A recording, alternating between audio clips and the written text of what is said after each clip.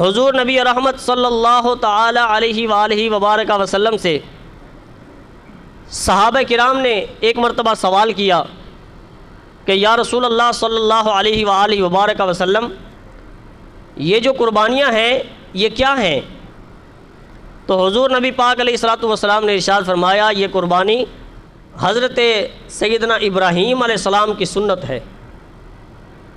تو صحابہ کرام نے عرض کیا کہ یا رسول اللہ صلی اللہ علیہ وسلم، اس میں ہمارے لیے کتنا اجر ہے، ہمیں کیا ملے گا قربانی کرنے کا؟ تو حضور نبی پاک علیہ الصلوۃ والسلام نے ارشاد فرمایا کہ تمہارے لیے جانور کے ہر بال کے بدلے میں ایک نیکی ہے۔ اور پھر حضور نبی پاک علیہ الصلوۃ والسلام کے صحابہ نے آگے اور سوال کیا کہ یا رسول اللہ صلی اللہ علیہ وسلم، بھیڑ وغیرہ کے جو اون ہوتی ہے، اون کے باریک باریک ریشے ہوتے ہیں، کیا ان کے بارے میں بھی یہی حکم ہے؟ تو حضور نبی پاک علیہ الصلوۃ والسلام نے ارشاد فرمایا کہ بے شک بھیڑ کی جو اون ہے، دمبا وغیرہ ان کی جو اون ہوتی ہے، جسم پر بال ہوتے ہیں باریک باریک ریشے، ان کے بارے میں بھی حضور نے فرمایا یہی حکم ہے کہ ہر ریشے کے بدلے میں تمہارے لیے ایک نیکی ہے۔ میرے معزز سامعین حضرات، یہ اللہ تعالیٰ کی ایک بہت بڑی رحمت ہے کہ اللہ تبارک و تعالیٰ نے انسان کی بخشش کے اسباب پیدا فرما دیے۔ اب دیکھیں، عمل بظاہر تھوڑا ہے، لیکن آپ اس کا اجر و ثواب دیکھیں کہ جانور کے جو جسم پر بال ہوتے ہیں، مثلا ایک بکرے کے جسم پر آپ بال دیکھ لیں، کتنی تعداد میں ہوتے ہیں کہ کوئی بندہ ان کو شمار نہیں کر سکتا، صحیح طریقے سے شمار نہیں کر سکتا۔ تو اتنی تعداد میں اللہ تعالیٰ اس ایک جانور کے بدلے میں انسان کو نیکیاں عطا فرما دے، یہ اللہ کی رحمت نہیں تو اور کیا ہے؟ یہ انسان کی بخشش کا سامان ہے، انسان کی بخشش کا ذریعہ ہے۔ حضرت ملا علی قاری رحمۃ اللہ تعالیٰ علیہ، آپ نے فرمایا یہ جو قربانی کے جانور ہیں یہ بروز قیامت انسان کے لیے سواری کا کام دیں گے پل صراط پر۔ پل صراط جس کے بارے میں آپ نے سنا ہے کہ وہ بال سے زیادہ باریک ہے اور تلوار کی نوک سے زیادہ تیز ہے، اور یہ جہنم کے اوپر موجود ہے، یعنی جو اس میں کٹ کر گرے گا وہ سیدھا جہنم میں گرے گا۔ تو اس پل صراط سے گزرنے کے لیے حضرت ملا علی قاری رحمۃ اللہ علیہ فرماتے ہیں کہ یہ قربانی کی یہ جو جانور ہے نا، یہ بطور سواری کام آئیں گے، اور وہ بجلی کسی رفتار سے اس پل صراط کو پار کروا دیں گے۔ اور حضور نبی رحمت صلی اللہ علیہ وآلہ وبارک وسلم کی حدیث مبارکہ ہے، ام المومنین حضرت سیدہ عائشہ صدیقہ رضی اللہ تعالیٰ عنہ اس حدیث کے راوی ہیں۔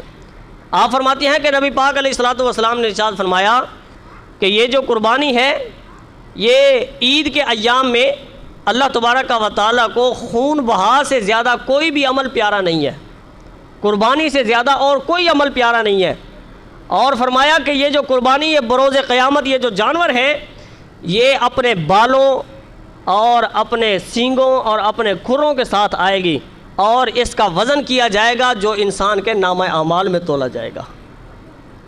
یعنی ہر لحاظ سے یہ فائدہ مند ہے۔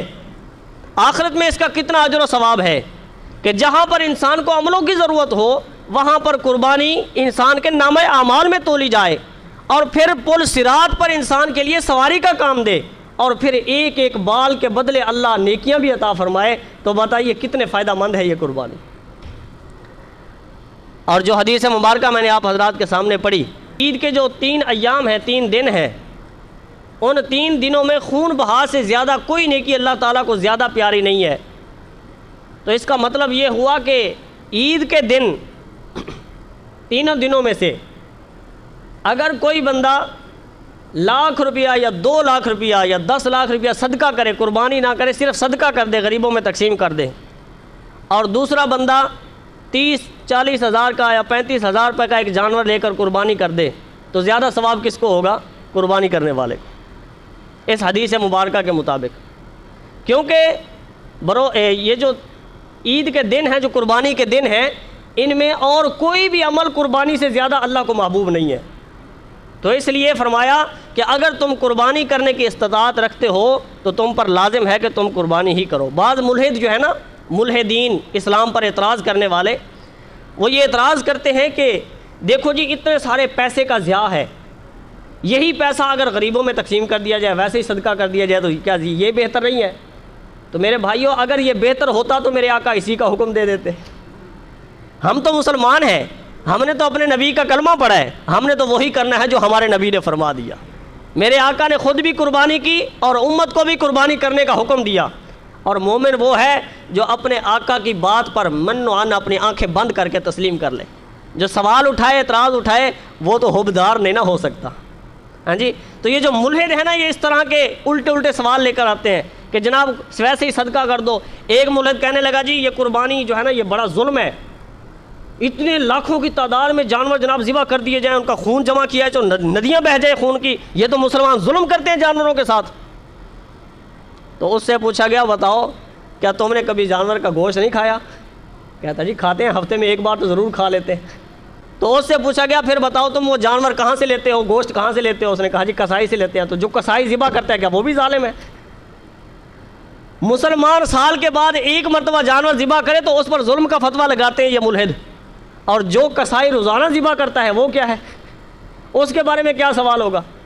اور پھر اگر اس کسائی کو اگر اپنی وہ اندھی عقل کے مطابق وہ ملحد کسائی کو بھی اگر ظالم قرار دے دے تو بتائیے پھر جو اس سے گوشت لیتا ہے پھر وہ اس کے ظلم میں برابر کا شریک نہیں ہے، پھر اس پر کیا حکم ہوگا؟ تو وہ اپنے ہی کھودے ہوئے گڑھے میں خود ہی گر جائے گا۔ تو لہٰذا یہ ملحدین جو ہوتے ہیں یہ اسلام دشمن ہوتے ہیں، طرح طرح کے الٹے سوال اٹھا کر مسلمانوں کا ذہن بدلنے کی کوشش کرتے ہیں۔ لیکن حقیقی اور سچا مسلمان مومن وہ ہے جو کسی بھی منافق کی کسی ملحد کی باتوں میں نہ آئے، جب نبی کا فرمان آ جائے تو اپنی آنکھیں بند کر دے، اپنا سر جھکا دے، بس جو میرے نبی نے فرما دیا وہی برحق ہے۔ تو عید کے 3 ایام میں خون بہا سے زیادہ کوئی نیکی اللہ کو محبوب نہیں، اور حضور نبی پاک علیہ الصلوۃ والسلام کی حدیث مبارکہ ہے کہ جو جانور اللہ کی رضا کے لیے قربان کیا جائے، قربانی کی جائے، تو اس کا خون زمین پر گرنے سے پہلے، خون کا پہلا قطرہ زمین پر گرنے سے پہلے وہ اللہ کی بارگاہ میں قبول ہو جاتا ہے۔ لیکن اس کے لیے شرط ہے، وہ بھی آپ سماعت فرما لیں، اس کے لیے شرط یہ ہے کہ قربانی خالصتاً اللہ کی رضا کے لیے کر رہے ہو۔ اس میں انسان کی نیت کا شمار ہوتا ہے کہ انسان کی جو نیت ہے وہ کیا ہے، گوشت کھانے کی ہے، اس کی نیت جو ہے وہ صرف دکھلاوا کرنے کی ہے، ریاکاری کی ہے، یا کیا ہے؟ اگر اس کی نیت خالصتاً اللہ کی رضا ہے تو اس جانور کے خون کا پہلا قطرہ زمین پر گرنے سے قبل اللہ تعالیٰ اس بندے کی قربانی کو قبول فرما لیتا ہے، اور یہ جو فضائل بیان ہوئے یہ سارے فضائل اللہ اس بندے کو عطا فرما دیتا ہے۔ تو یہ کتنی بڑی فضیلت کی بات ہے۔